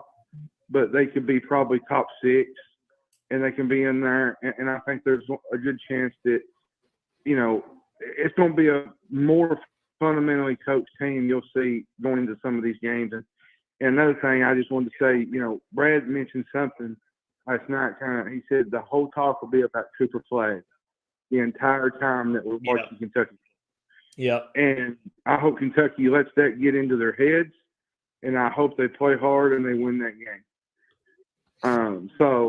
But anyways, I'll let y'all go. Get that jug off your screen. Come on now. I'll try. You can do better, Coleman. I know. You can do better, Coleman. I'll try. Yeah, I know, right? I'm just kidding. I love Brad. Anybody talking about a big head? Come on now. Well, speaking of the devil, you're telling us some Mark Pope scoop, Brad. So I'll let you continue with it here. Yeah, so there's some practice stuff that I had heard that I found that was really interesting. So they have an offense and they keep stats and they're even keeping seconds. Okay, so their goal when they get a rebound. They are trying to cross half court within 3 seconds every single time. That's some Bush Hamden tempo there. That's good. 3 seconds now. Yeah. And they do this in practice every time they scrimmage. They have a clock on everything that they do. Okay. And every rebound, they are supposed to get it across half court in 3 seconds or less, no matter what's going on in the game. I found that pretty interesting. I like in that. The practice. Yeah. And then another thing that I found even more interesting is this. In practice, when they are playing, the game is played with a 30-second shot clock. Okay? Mm-hmm. Mark Pope is practicing with a 14-second shot clock, guys. Yeah. 14 seconds on the shot clock. He is expecting his guys to get it off the boards, get down the floor, and run some sort of set to get an open shot within 14 seconds. Now that's a change. Yeah. What he is wanting to do is play extremely fast. And extremely. That's going to be a change, right? Because we've seen this like 3-man weave around the 3-point line forever, and this is going to be quite different from that. So I like it. Yeah. Fast offense in basketball and football, Brad. Can you imagine playing basketball and playing with that kind of tempo that you have to shoot the ball within 14 seconds and you get a shot clock buzzer going off every time you play and pick up a ball? Like, that's fast, guys. Extremely fast. And the last tidbit that I have, they have a goal as a team to have 35 3-point attempts a game. I'm here for it. Let's bring it. A game. That's their goal. Wait, BYU last year put up 32 a game. Okay. Now, when you say 3-pointers, are you saying 3-pointers or are you saying Calipari long twos? No, I'm saying 3-pointers. No, that's good. There probably won't be no long twos. Hey, I'm all for that as well. So, and here's the deal, though. A power conference team has never, since the 3-point line has been in existence, has never approached 35 and been over 35 3-point attempts a game. The only teams that have done it is like some of these teams, smaller school teams, have averaged like 38, 36. Loyola Marymount, as Mike says there. So, yeah. 14 seconds is fast, guys. I mean, and they are playing. So what I'm telling you is where, you know, you would only get like, let's call it 100 plays in a game. He's trying to get 150 back and forth, bouncing back and forth. 14 seconds. Speaking of 14 seconds, we got some Rick Pitino comments in the feed here. So we got, is he bringing back the full court press, Ricky P style? I don't think he's going to full court press because he is playing offense. I mean, guys, I'm going to tell you, as a basketball player, to have the stamina to go up and down the floor to play that fast offensively, every single possession, you have to be in shape like crazy. And I don't think you could do that and play that fast and still play Pitino's defense like the early years. Jeremy's saying he's bringing back the Pitino's Bombinos type offense. Yeah, he is bringing back. Kind of is, yeah. He is kind of bringing back that.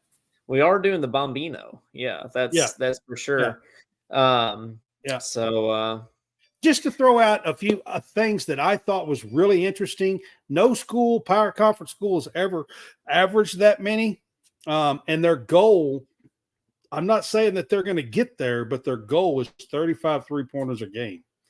Just to take this into perception here, last year was Calipari's highest average, and they only averaged 24.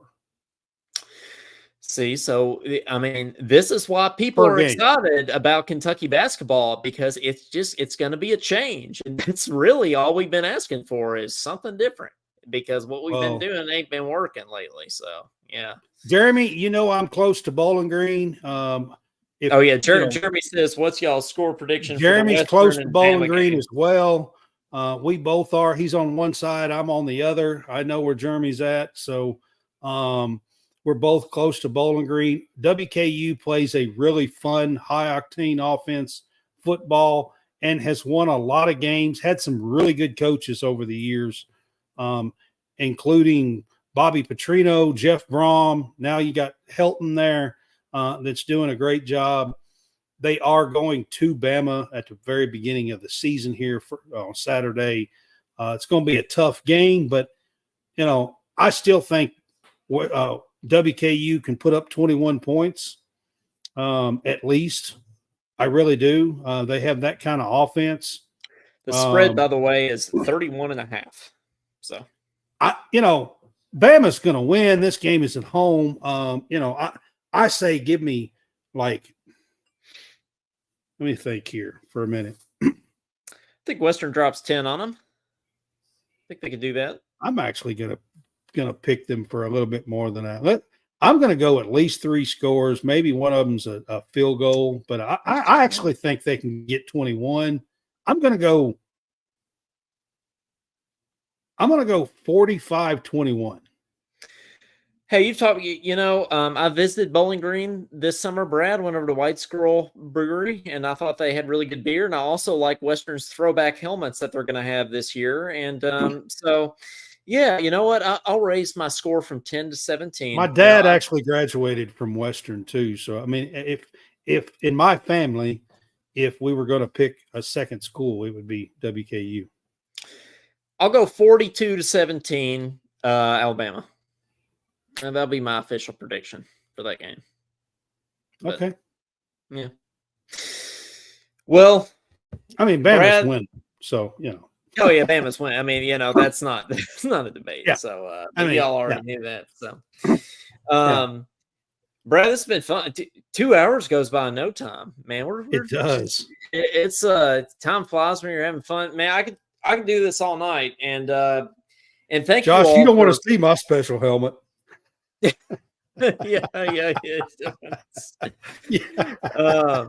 But My special helmet's really special. Yeah, you don't see that. But so man, we can do this all night. We really appreciate you guys listening and hanging out with us. And thanks for the interaction. This is what makes the show great when people are watching and calling in. Got 3 calls tonight, and then we got all the comments too. So that's great. And just a reminder to everybody, we're going to be doing this all season, like post-game shows after every game. So, just be sure you follow both College Sportscast and Talkin' Kentucky. If I can talk them into it, we might even throw some basketball post games in here and there. So, absolutely, and have us on too. So, yeah, Jeremy, you can always go back and rewatch the first part, as Jeremy says here. So it's on both of ours. It's on College Sportscast and Talkin' Kentucky tonight. So you can do that. It's going to be up on. I'm actually doing a show tomorrow night. It'll be on at 8 Central because I have a guy on that's working and is going to get in late. So it'll be on at 8 Central tomorrow night. I'm doing a game day pick'em show. So I'm going to be doing some of these games that we talked about tonight and doing some picks and have a couple of guys on with me tomorrow night. And so all our stuff is left up. Every show is left up on our Facebook and YouTube channels. And then we also post to Spotify, Apple Podcasts, and pretty much every other podcast platform you can imagine. So it's not hard to find us on the socials, Brad. So. No, my Brad CS Cast is the Twitter there. That's the reason why I have that up there. That is my Twitter. So you can find me there on Twitter. You can also find College Sportscast on Facebook. We're growing there. And I have lots of other stuff too. And we're all over the place. Our show is on audio in Apple and Spotify and all that as well. And YouTube. Just follow College Sportscast, and you can actually Google College Sportscast, and there's a whole bunch of stuff that pops up. So we've been doing this for over 2 years. So just Google it, Talkin' Kentucky or College Sportscast. Just Google us, and you'll find a whole bunch of stuff pops up. Big. Yeah, that's how big time we are now. Yeah, but it's pretty cool that you can Google us. So it is actually pretty cool. Madeline says, "What are we calling this episode, Brad?" I think we call it Talking Football. We don't have a Talking Football yet, so I think y'all don't have a Talking Football yet. We don't have a Talking Football, so now's as good time as it. That's what we did tonight. We just talked football, little basketball, pretty much. But a lot of football. Just a touch there at the end. Yeah, I'm going Talking Football. So well, guys, join us here late Saturday night for our Southern Miss post-game show. Before we get out of here, Brad, we got to do score predictions for the Cats and the Golden Eagles, I think it is. So Brad, what you going with? It's the fighting Brett Favres. It's the fighting Brett. Did Brett Favre play for them? Yeah. Oh, he did. Okay. Yeah. So he was the last time they were good. Yeah, probably. Okay. Gotcha. I think he was 89, I believe, in the class of 89, I think. Are they going to wear Wrangler jeans to warm up in? Is that going to be what they come out in? So Brett Favre was one of my favorites. I know he's not a favorite now because of some of the stuff, but that's true. Dude, he was a gunslinger. I mean, I loved him. I loved watching him play. But anyway, he played at Southern Miss. He's probably the most famous football alum. Is from Southern Miss, is probably Brett Favre. So just throwing that out there. Okay. Score prediction, the 28 points sounds high to me. I've never seen Stoops come out with a throttle that high, to be honest with you. Of course, we've never had Bush Hamden, so I don't know if they're going to come out in that hurry up and they're going to come out with some gas, to be honest with you. So I'm going to go, I think I'm going to go.